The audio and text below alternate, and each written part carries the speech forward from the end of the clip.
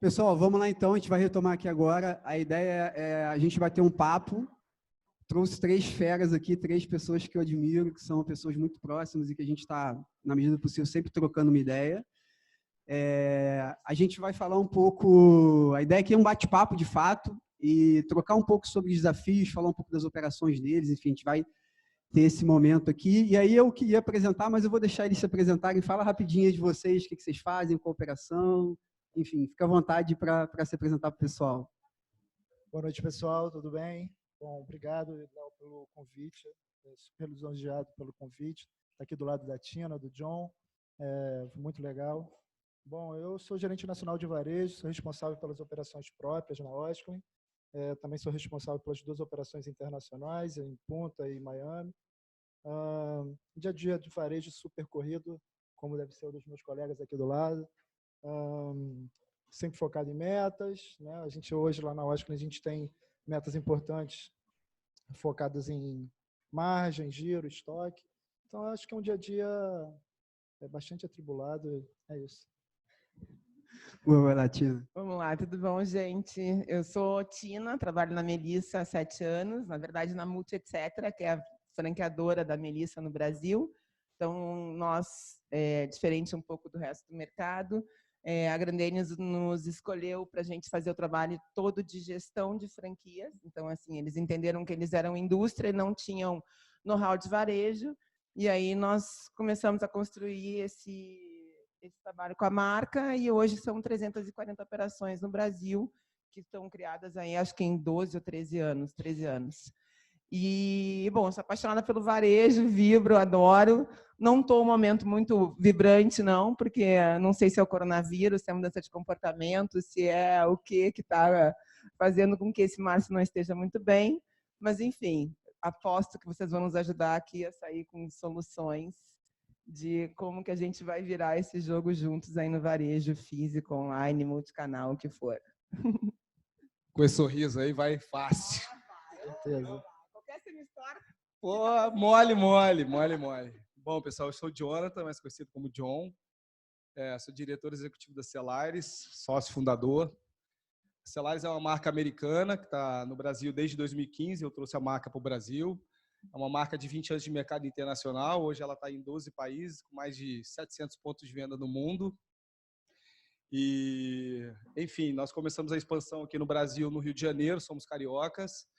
E hoje nós estamos em 5 estados, com 48 pontos de vendas.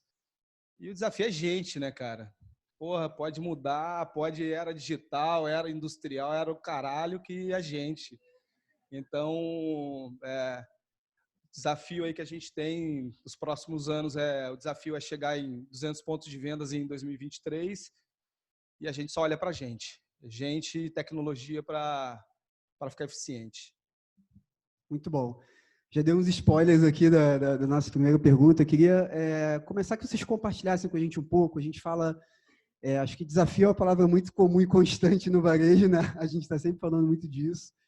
E eu queria que vocês compartilhassem para a gente assim, qual os desafios vocês estão enfrentando para inovar. A gente fala nesse momento da inovação, a palavra é importante no varejo. E a gente fala, acho que aqui está muito falando de loja física, apesar de a gente estar num ambiente de a gente se tornou uma empresa digital.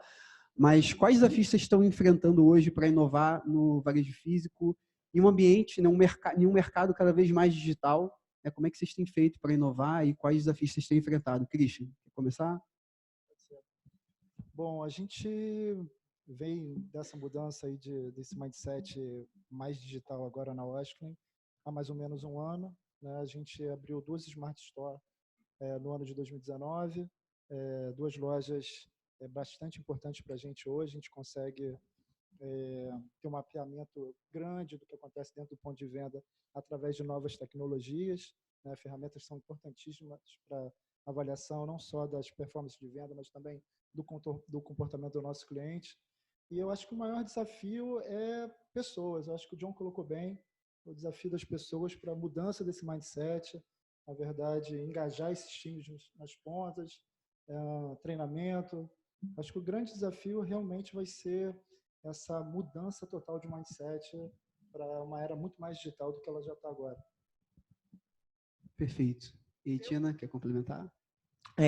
Você falou de quais os desafios, acho que todos os desafios, na verdade, né? Porque assim, não é só uma mudança de comportamento, não é uma mudança do todo mundo aqui hoje pensa e consome de forma diferente. Então, assim, o desafio é conseguir acompanhar, e eu acho que liderar todos os processos, especialmente para a gente que trabalha com franqueados, que a gente tem que dividir essa cultura, implementar essa cultura, né? Não que seja mais difícil, mas você tem ali outros gestores na tua base para poder transformar isso e trazer isso acontecendo na ponta, né? Eu acho que o grande lance também é assim, quando a gente fala de varejo físico, quais são os desafios? A primeira coisa é acreditar que o varejo físico vai continuar, isso é fato, ele não vai morrer. Então, a primeira coisa é acreditar que o varejo físico ele vai ser, lógico, a grande potência de todo o processo. Hoje, quando você vai ver as operações que a gente tem de Omni acontecendo ainda que dentro de um início,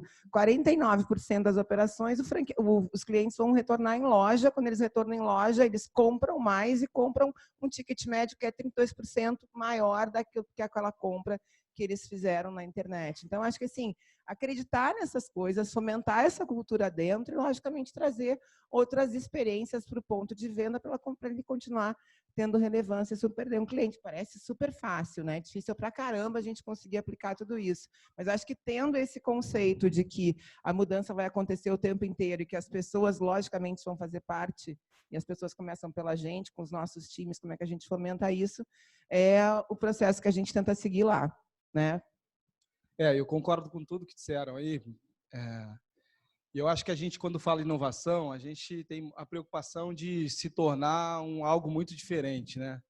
Acho que tem uma confusão aí nessa expressão, nessa palavra, né? Porque eu vejo muitas empresas inovando com tecnologia, mas esquecendo de gente, né? E no final, o cliente é gente, o colaborador é gente, a gente é gente, né? Então, a relação é com as pessoas, né? Então, eu vejo que nessa era digital, principalmente para a gente empresário, a inovação ela é uma ferramenta, né? E uma forma de se relacionar.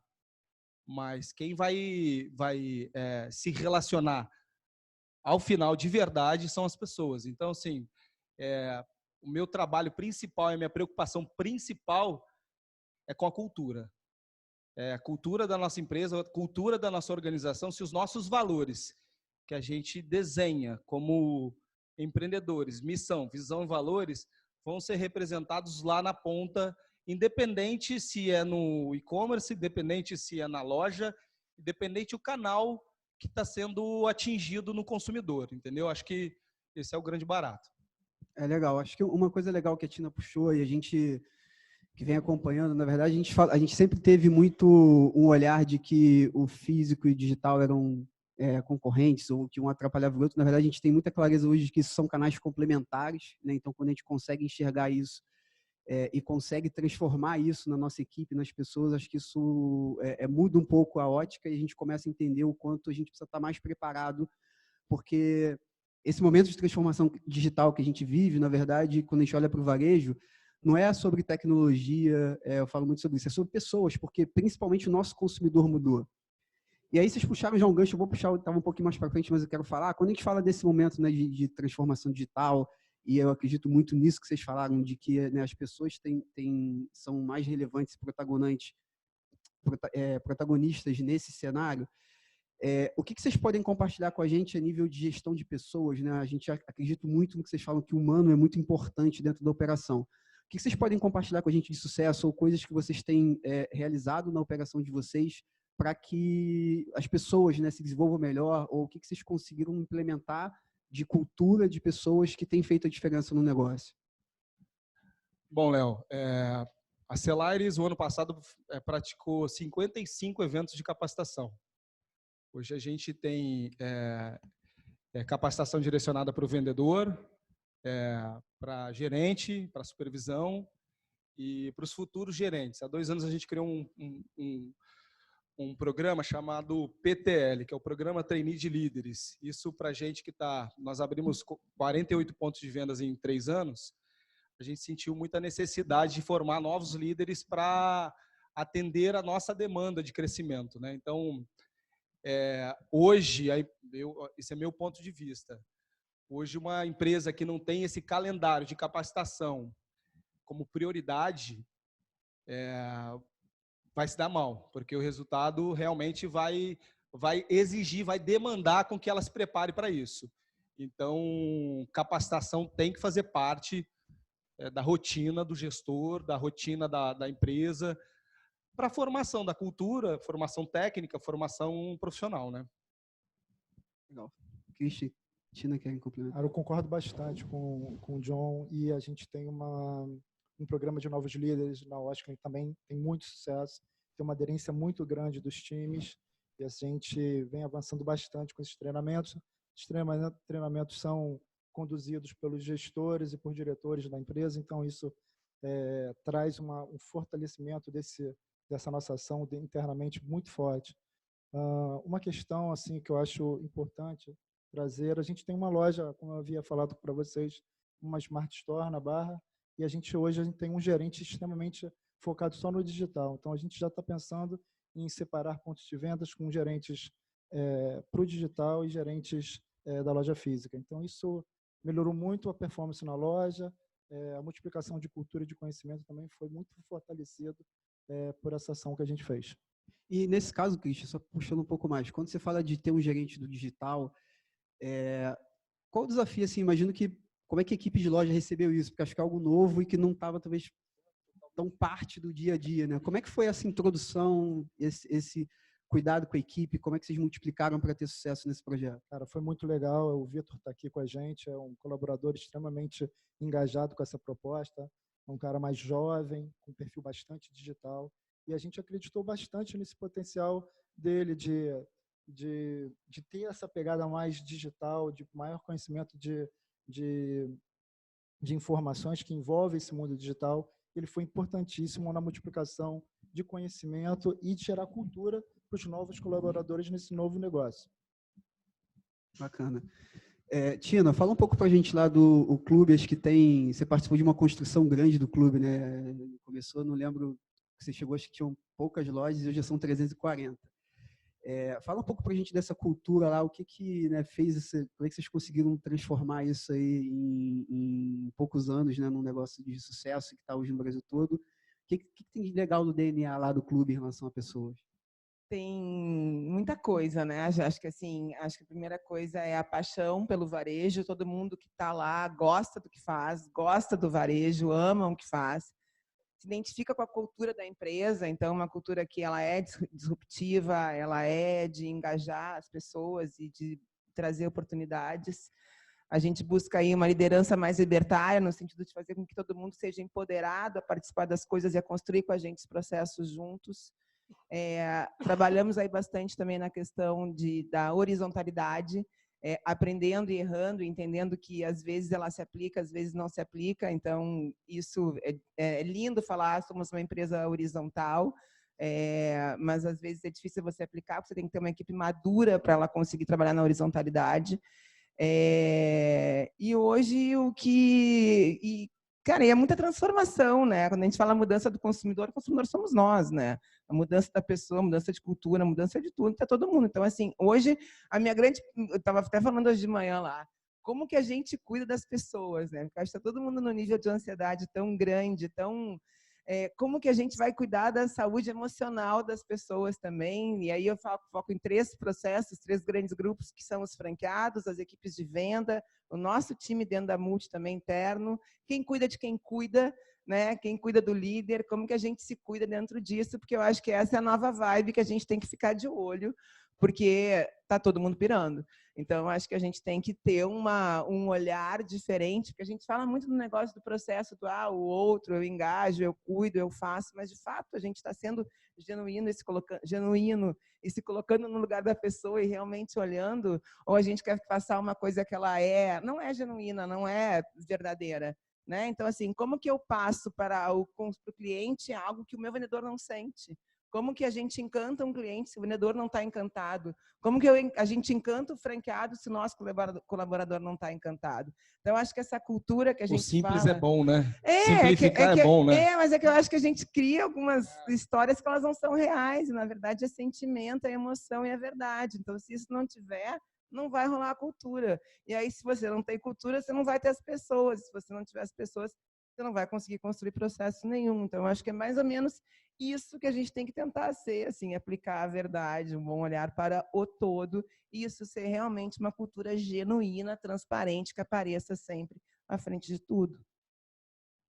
Muito legal. Eu acho que eu gosto muito porque eu acabo podendo participar de alguma forma de um pouquinho da vivência, da experiência de vocês. E aí eu queria trazer um pouquinho, falando um pouco da Endeva e de uso de dados.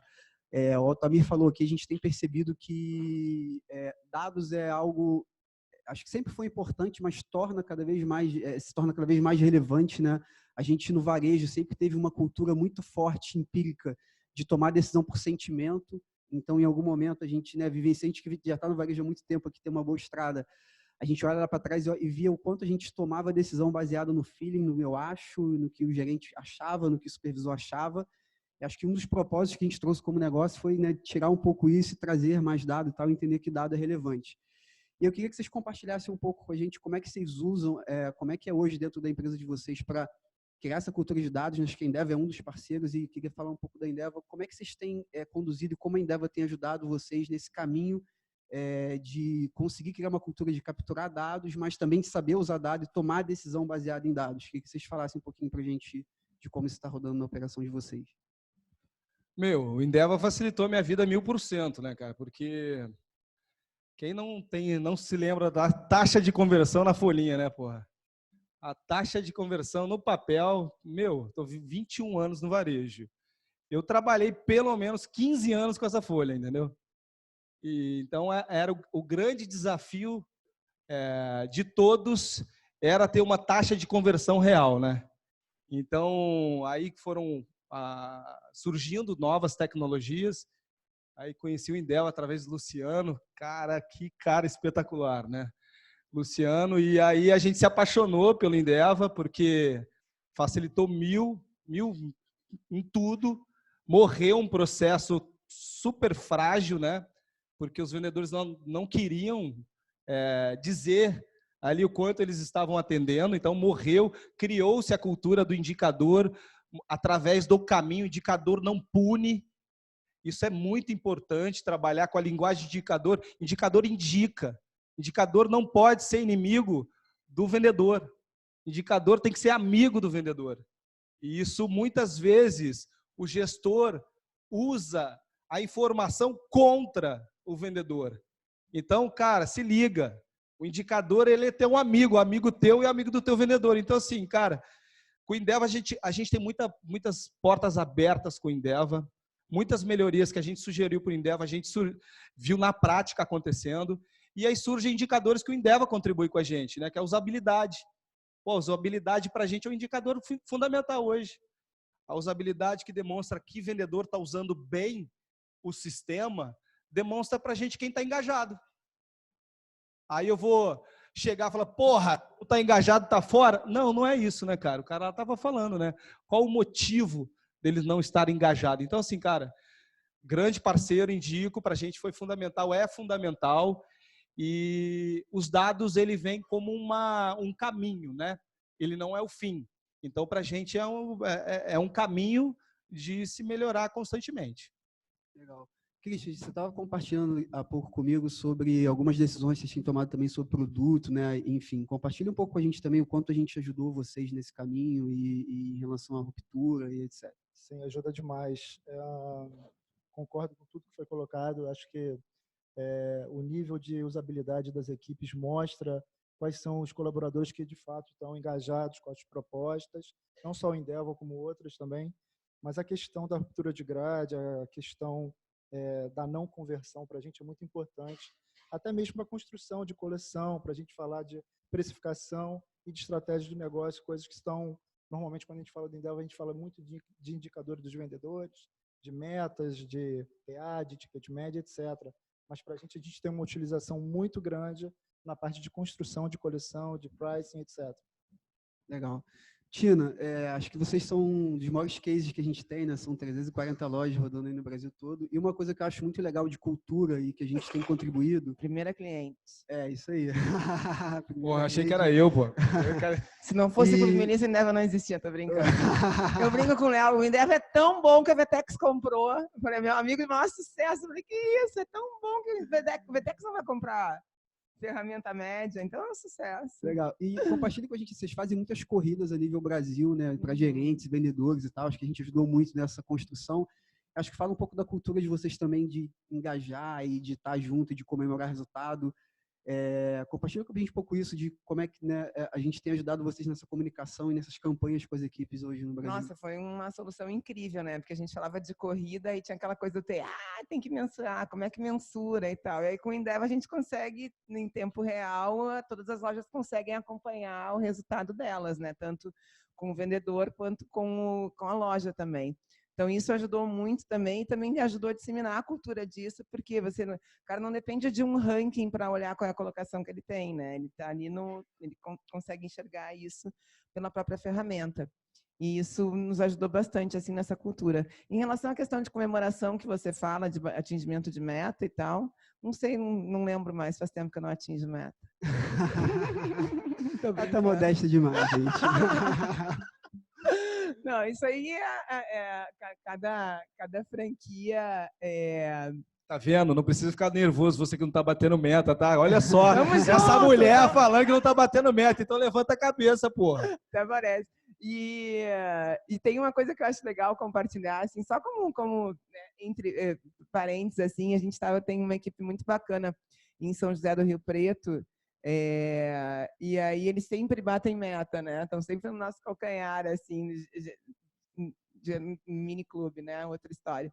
Mas aí eu perguntei para o Luiz, e como é que você está reconhecendo, né, a tua equipe, que eu vejo eles sempre tão engajados? Ele falou, sabe o que eles estão gostando muito da atitude de premiação? A foto que ele bate da comemoração da loja, ele impulsiona aquela foto nas redes sociais e aí engaja aquelas pessoas a aparecerem mais. Você vê uma coisa que a gente não tinha se dado conta, que as pessoas querem visibilidade nas redes sociais. Então, assim, olha só, se vocês baterem meta, eu vou impulsionar R$2.500 essa foto aqui, não sei se é isso, tá? Mas, assim, vocês vão bombar na rede. Aí todo mundo, a loja bomba, os vendedores bombam, tá todo mundo marcado. Achei interessante isso. E eles ainda viram influência. Exatamente. Então, tem aí uma nova forma de premiá-los, né? Provocando engajamento. Muito legal.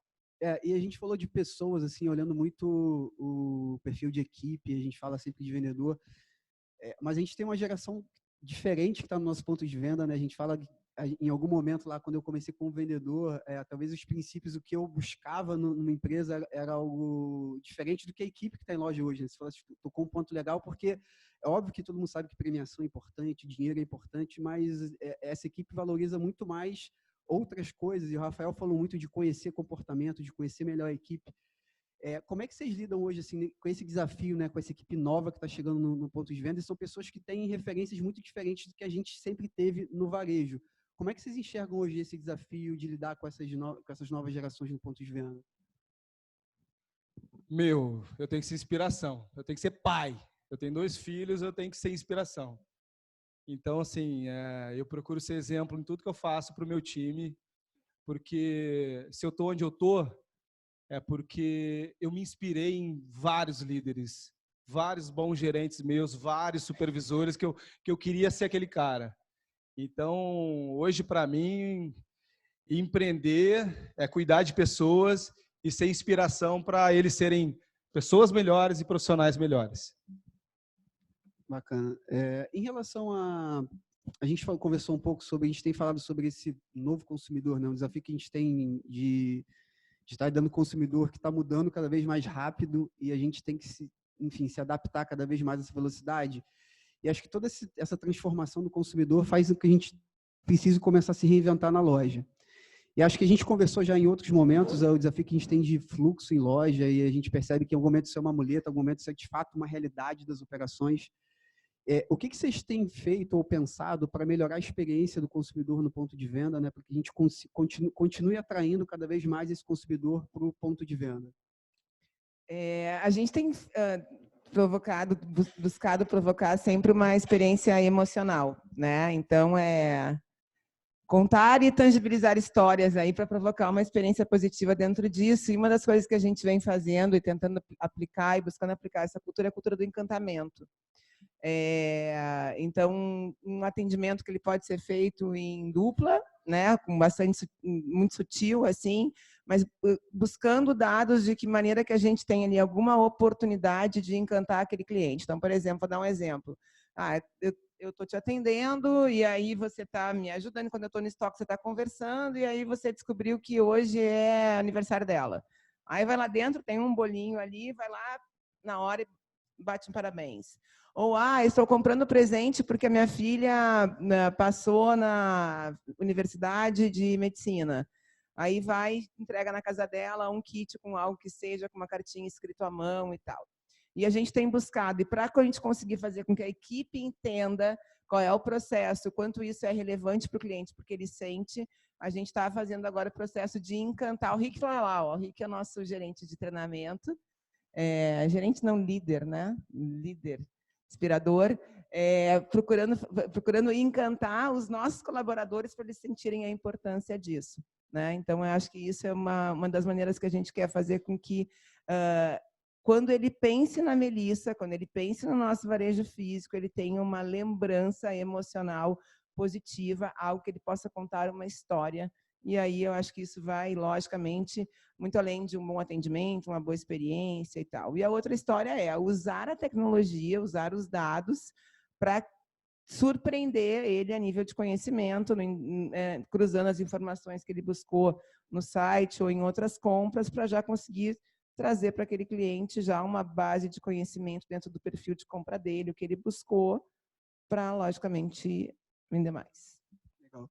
Cris, acho que a Osklen é uma marca que tem um branding, né, muito forte, a gente observa isso já, o quanto vocês têm esse cuidado, e talvez essa nova loja, esse novo conceito que vocês estão fazendo, talvez tenha um pouco vínculo com isso, né, de se reinventar para esse novo consumidor, aprender cada vez mais. O que você poderia compartilhar com a gente? O que vocês estão pensando e fazendo lá para atrair cada vez mais o consumidor ponto de venda? Legal a pergunta. Léo, lá a gente tem um painel de interatividade grande com o nosso cliente. A gente começou o projeto com alguns produtos etiquetados com etiquetas RFID, onde o cliente ele poderia buscar informações através desse monitor. Então, você chegava próximo da loja. Até convido todas as pessoas aqui presentes a conhecer esse novo projeto da gente lá no Barra Shopping, uma loja bem legal. Mas voltando a falar da interatividade, isso aumentou muito o tempo de permanência do cliente dentro do ponto de venda. A gente percebeu, através dessas tecnologias, que a gente conseguiria gerar mais interatividade entre a marca e o cliente, e ele buscava, de forma, através das tecnologias, mais informações sobre a própria marca mesmo. Bacana. Jonathan, tem alguma coisa que você queira... Cara, a gente tá no arroz com feijão mesmo, sabe? Ainda não tem muita tecnologia inovadora, a gente ainda não conseguiu, a gente está mudando de RP, então a gente está num processo bem de transformação digital. Mas o nosso arroz com feijão é o cara ter tesão de trabalhar na nossa empresa, entendeu? E na última pesquisa de clima isso ficou comprovado, 99% de satisfação dos colaboradores que trabalham hoje no Grupo Cellares. Uma honra para a gente, com mais de 300 colaboradores, que é um desafio imenso, né? Em 5 estados, então para a gente é bem desafiador. E uma provocação que eu faço aqui, a gente tem um CRM, um outro parceiro, que é a Giver. Quem aqui conhece o seu melhor cliente de cada loja, né? Esse é um exercício que a gente tem feito bastante no nosso negócio, né? Qual é o melhor cliente hoje do teu negócio, né?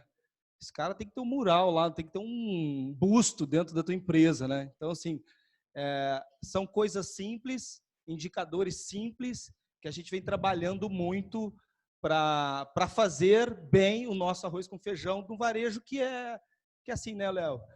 Muda gerações e a gente ainda fala de relação, né? Não, perfeito. Aí você tocou num ponto que eu acho que é fundamental. Quando a gente fala de experiência, em algum momento a gente tem uma miopia achando... É óbvio que a tecnologia ela é muito importante, ela vai ajudar e ela precisa fazer parte, porque ela é o conjunto, mas quando a gente olha para a loja física, parte importante da experiência que a gente tem quando a gente vai no ponto de venda está vinculada às pessoas. o que está acontecendo na cultura daquela loja. E acho que, talvez no teu caso, esse investimento da qualidade dos teus colaboradores estarem felizes e satisfeitos, certamente isso reflete na experiência que o consumidor tem no teu ponto de venda. Por momento, né? Nós temos aqui 2 grandes empresas de renome internacional, né? Então, meu projeto tem 4 anos no Brasil. Então, assim, ir para essa próxima etapa sem estar com o seu time formado, isso é o maior crime que você pode cometer dentro da tua empresa. Você dar um avião para um cara que não sabe dirigir avião, entendeu? Você vai cair, entendeu? Então, assim, nós estamos formando pessoas para esse momento. Então, assim, a gente... Agora eu tenho uma gerente digital para fazer essa etapa, essa transição, né? Mas não esquecendo das pessoas jamais. Bacana. E quando a gente fala de cultura de alta performance, né, de alto desempenho, acho que isso é o que todo gestor brilha o olho quando a gente fala disso, mas a gente sabe o quanto é desafiador, de fato, fazer isso acontecer. Como é que vocês estão trabalhando nesse caminho de criar uma cultura de alta performance, né, de alto desempenho dentro das operações? E o que vocês têm conseguido fazer, né, para ter isso dentro dos times, né, esse brilho no olho, quem sabe que é tão importante no varejo? Você falou um pouco já desse encantamento. Tem alguma coisa mais que vocês queriam colocar em relação a essa cultura de alto desempenho, que eu percebo que existe na operação de vocês, mas algum insight, alguma coisa legal que vocês tenham feito? Bom, lá na Osklen, a gente, como eu falei anteriormente, a gente foca muito e todo dia nas pessoas, e a gente acredita muito que as pessoas são multiplicadores de conhecimento, de atitudes e de hábitos. E assim, eu acredito muito nisso também, é uma bandeira que a gente carrega há muito tempo, e a gente colhe bons frutos quando a gente acredita nas pessoas certas, nos lugares certos. Eu acho que os 2 palestrantes falaram exatamente sobre isso, né? Você potencializar as fortalezas daquele colaborador no lugar certo, na hora certa. Então, a gente acredita muito nisso. Num mundo mais... Todo dia a gente fala de digital, mas a gente ainda continua batendo nessa tecla das pessoas, de treinamento, no foco no engajamento, no todo dia. Bacana. Bom, a gente tem aqui mais alguns minutos. Eu queria saber deixar aberto aqui agora se alguém tem alguma pergunta para fazer aqui por esses 3 feras aqui do varejo dessas operações, se alguém tem alguma curiosidade a respeito da operação ou do que a gente conversou aqui. Ninguém? Estão tímidos? Ninguém? Cara, eu posso fazer uma pergunta. O John, você quer ser?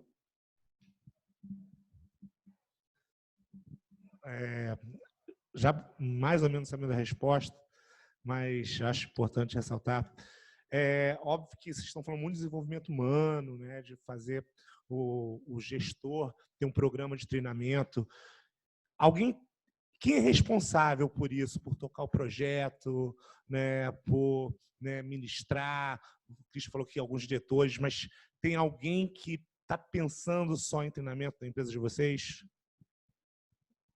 Lá na empresa, a gente tem uma área de RH, até mudou o nome, a área de People. Não estou puxando sardinha para o meu lado não, tá, Cristian? Não. Ah, tá. Seria um prazer ter você lá com a gente, seria bem legal você ministrar algum tipo de treinamento, seria ótimo.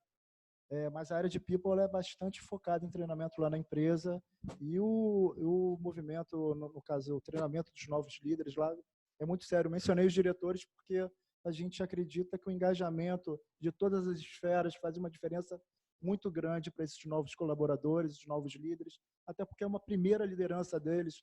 Nosso medo é exatamente não colocar esses funcionários na fogueira, vamos dizer assim. Lá na Multi tem, sim, é o Rick que coordena tudo isso. Foda, hein? Rick é foda. A gente não tinha, né, Rick? A gente construiu, o Rick era consultor, aí junto com a Gisele, que está do lado dele, com a Lívia também, que estava com a gente foi construindo, e a gente precisa mudar isso, aquele espírito pulsativo, aquela vontade de querer fazer a diferença. E aí, hoje ele lidera uma equipe grande, ele faz todos os EADs, são todos convidados, se quiserem conhecer lá a nossa estrutura também, participar. Eu acho que a gente tem construiu um trabalho muito legal e bem reconhecido, assim, fruto do trabalho conjunto dele, no sentido de a gente entendeu que a gente precisava de um EAD, a gente entendeu que isso ia ter que ser feito dentro de casa, que fazia mais sentido. Hoje você tem uma equipe de quantas pessoas, Henrique? são 4 editores de vídeo, faz todo o conteúdo, toda a parte de treinamento é feito lá por ele, junto com a equipe dele, e é bem bacana. E depois a gente tem também um clube, quer dizer, a gente tem o Team Clube Melissa dentro do Instagram, que é um clube fechado para a gente se comunicar com as equipes de venda, que ele lidera. O Rick, quando chega na convenção, tem fila para tirar foto com ele, pedir autógrafo. Eu já pedi foto para ele. Ele chega na loja, as pessoas choram. Não acredito que você está aqui. Assim, essa estrela. Daqui a pouco tem que ter um avião para ele, para ficar circulando pelo Brasil. Agora ele está com um pupilo também, que é o Antônio, né? Então, assim, a gente trabalha muito essa parte com as equipes de venda. Eu acho que a gente tem um desafio de melhorar mais essa parte com os franqueados, né? São 3.200 vendedores que a gente tem na rede. Então, a gente foi preciso criar isso para ter controle. Então, assim, as equipes hoje, se elas não estão... o vendedor que não está atualizado com o treinamento, ele não pode vender. Ele é barrado no sistema. E então tem treinamento de chega aí, que é quando a pessoa chega dentro da empresa, depois tem os treinamentos de coleção e tem as cápsulas também que a gente faz pelo Instagram. Aí depois tem também tem tanta coisa, né? Tem muito conteúdo lá. Ele não para de inventar coisa, esse menino. É uma delícia. Lá em casa, né? É isso mesmo, é lá em casa. É isso aí. Eu tô mais lá do que na minha casa. Perfeito. Na Celaires é o RH também que toma frente do calendário, ele é responsável pelo calendário, mas, cara, junto com o comercial, que é fundamental viver a realidade do comercial, né? É o chão de loja, o RH muitas vezes ele não tem agenda, por mais que você estabeleça a agenda dele tá no chão, é difícil, a vida como ela é mais complicada, né? E o marketing ele é fundamental também para a gente, né, nesse calendário, que é um calendário bem robusto. A gente tem hoje o workshop PDV, que é o Programa de Desenvolvimento de Vidas, que é Mindset. A gente tem o PTL, Programa Trainee de Lideranças. A gente tem o MP, que é o Missão Pessoas, que é o programa para a nossa gerência sênior, que trabalha só com o olhar cuidador de pessoas. A gente tem um evento que eu adoro, que é o Café com Chefe, que eu recebo um vendedor de cada... o Café com Chefe, é um vendedor de cada loja no mesmo dia. Eu sento com 30 vendedores e falo, dale que o chefe hoje quer escutar e quer levar porrada. E haja café. E, para finalizar, a gente tem o PCI, que é um programa de capacitação interna para a equipe do administrativo. Por exemplo, agora a gente deu um ensinamento de gestão financeira na sua casa, que a gente fez, muitos colaboradores nossos têm dificuldade em cuidar do seu próprio orçamento. Então, a gente também promove esse evento internamente na área administrativa. Então, assim, não tem como ser uma área só. A gente vai ter lá para fazer um bench. Opa, bora, Rick, bora. Já tá fechado, né? Já falei melhor. Falei para vocês no início que esse evento era um evento para conectar pessoas, experiências. Cara, você vai lá, a gente aqui. Adora fazer bench, adora visitar os vizinhos, tomar um café.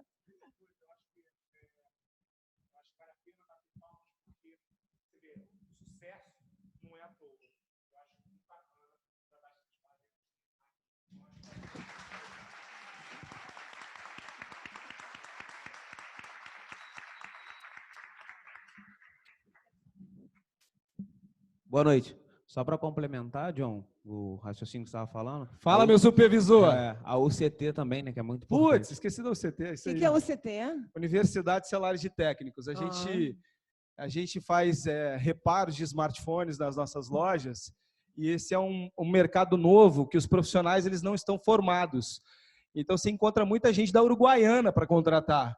Não tem nenhum problema com a Uruguaiana, só que geralmente não tem uma cultura corporativa, uma cultura de trabalho que se adeque aos nossos valores. Então, a gente começou a formar gente de dentro para ser técnico. É isso. Parabéns. Muito legal. Gente, como mensagem final, acho que a gente está aqui com 3 pessoas de sucesso no varejo, cada um dentro, né, das suas operações, da sua história de vida. Queria que a gente tem vários líderes, acho que a grande maioria das pessoas que estão aqui são líderes de varejo. Se vocês tivessem que dar uma dica para eles, ou não tivessem, não, que vocês têm que dar, né? Isso é uma surpresa que ninguém estava nos nossos scripts. Mas, assim, dentro do que talvez olhando para a carreira de vocês, um ponto alto de sucesso, etc. O que vocês diriam assim que fez diferença na carreira de vocês e que vocês possam compartilhar, que possa fazer diferença na carreira das pessoas que estão ouvindo a gente aqui também? Inquietude, felicidade, amor, paixão, capacidade fuçativa e bora, velocidade, e é isso. Eu acho que é isso. É amar o que faz e aí as coisas vêm. Assim. Se você não está feliz, vaza, porque você não vai conseguir entregar o melhor. Então, se você gosta, vai fluir, entendeu? E é isso. Fuça, ainda mais hoje, com tanta informação, tanta coisa. Vai, acho que é isso. Legal. Para mim, eu acho que uma dica importantíssima é a busca de conhecimento. Acho que hoje, quando você quer inspirar e liderar pessoas, acho que os dois principais pilares, um é o exemplo e o outro é o conhecimento. Então, acho que você consegue engajar mais e ter uma carreira mais produtiva se você se escorar liderando dessa forma. Muito bom. John? Eu venho de uma família muito simples. Eu fui estoquista, fui vendedor, fui gerente de loja.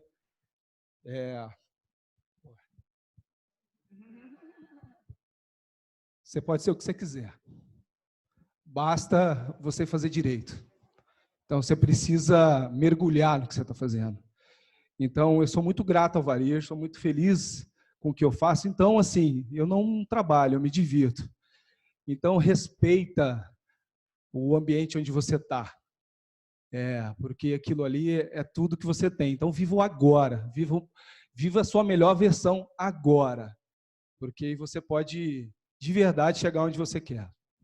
E corra riscos. Né? Acho que tem isso também. Acho que estava comigo na NRF, em alguma coisa que a gente viu que não correr risco é muito arriscado. Eu achei essa frase ótima, porque eu acho que isso a gente tem que levar para a vida da gente. Se ficou morno, dá um jeito de esquentar, senão vaza. Adorei. Né?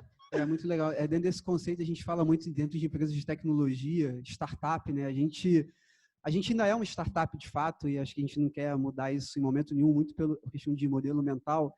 E a gente fala muito, acho que uma coisa que a gente tem aprendido a fazer lá, apesar de ser muito difícil e que a gente observa às vezes que vai muito contramão da inovação, é o medo de errar. E a gente fala, erra rápido, corrige rápido e aprende rápido. Que a gente acredita que as empresas que vão fazer diferença no mercado hoje, ou até os profissionais que vão fazer diferença no mercado, precisam ter um pouco esse mindset. A gente tem aprendido bastante lá, tem apanhado, tomado bastante tombo, mas esse modelo de, sabe, se permitir errar, de correr o risco, tem muito a ver com o que a Tina falou. Acho que isso faz muita diferença hoje nos negócios, faz diferença no varejo, faz diferença na nossa carreira. Bom, acho que o papo tá bom, a gente tem um monte de coisa para falar, mas enfim, acho que tem um happy hour esperando a gente. Quero, de antemão, agradecer muito aqui vocês três pelo tempo e disponibilidade. A gente sabe quanto a agenda é difícil e pela generosidade de estar aqui com a gente, batendo esse papo, compartilhando um pouco. Então, gratidão. Obrigado mesmo, de coração.